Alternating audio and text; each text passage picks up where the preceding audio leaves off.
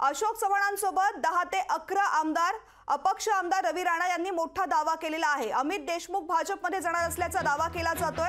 आमदार रवी राणा यांनी मोठा दावा केलाय। अशोक चव्हाण यांच्यासोबत काँग्रेसचे 10 ते 11 आमदार संपर्कात आहेत। अशोक चव्हाण हे पंतप्रधान नरेंद्र मोदी आणि देवेंद्र फडणवीस यांच्या विकासाला प्रभावित होऊन ते भाजपमध्ये गेलेले आहेत। अशोक चव्हाण यांच्यासोबत अमित देशमुख सुद्धा भाजपमध्ये जाणार आहेत। अमरावती जिल्ह्यातील काँग्रेस आमदार सुद्धा भाजपच्या संपर्कात आहेत। उद्धव ठाकरे यांच्यासोबत फक्त आदित्य ठाकरेंसह तिघेच राहतील, बाकी भाजपमध्ये जाणार असं त्यांनी म्हटलंय। अमित देशमुख सुद्धा भाजपमध्ये जाण्याची चर्चा सुरू झालेली आहे। अशोक चव्हाणांसोबत 10 ते 11 आमदार संपर्कात असल्याचं अपक्ष आमदार रवी राणा यांनी मोठा दावा केला आहे। अशोक चव्हाण यांनी आज काँग्रेसच्या सदस्यपदाचा आणि आमदारकीचा सुद्धा राजीनामा दिला आहे। त्यामुळे राजकीय मोठा भूकंप घडण्याची शक्यता नाकारता येत नाही। याच विषयावर आपल्यासोबत बोलण्यासाठी आमदार रवी राणा तो काय सांगणार? अशोक चव्हाण यांनी राजीनामा दिला काँग्रेससाठी, भाजपच्या वाटेवर असल्याची चर्चा आहे। अनेक दिवसापासून जे माजी मुख्यमंत्री आहे अशोक चव्हाणजी ते भाजपच्या संपर्कात होते।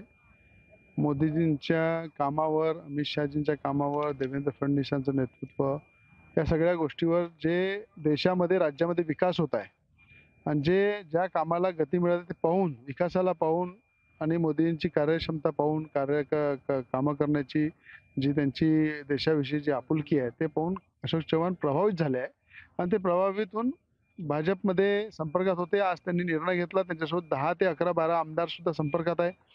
ते सुद्धा काँग्रेसला मोठा धक्का बसणार आहे।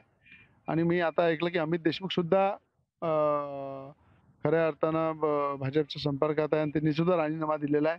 आणि अमरावती जिल्ह्यामध्ये सुद्धा तिवसा मतदारसंघात मी आधीच सांगितलं होतं की सरकार बनाच्या आधी सुद्धा तिवसा मतदारसंघ आमदार संपर्कात होता। आता त्या लवकरच अशोक चव्हाणसोबत त्या सुद्धा तुम्हाला भाजपच्या वाटेवर दिसतील, म्हणून त्याच्यामध्ये काही नवल मानण्याची गरज नाही। ठाकरे गटातले किंवा शरद पवार गटातले काही आमदार संपर्कात आहे भाजप, तुम्हाला माहिती आहे का? मी आधीच सांगितलं की इलेक्शन होईपर्यंत उद्धव ठाकरेंची पक्ष तो पूर्ण खाली होईल। उद्धव ठाकरे, आदित्य ठाकरे आणि संजय राऊत हेच तुम्हाला त्याच्यात दिसतील। बाकी सगळे मॅक्झिमम हे मोदी सरकारच्या संपर्कात आहे।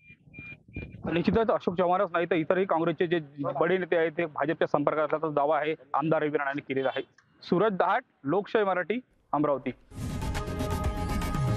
लोकशाही मराठी ऐका, पहा, जागरूक रहा।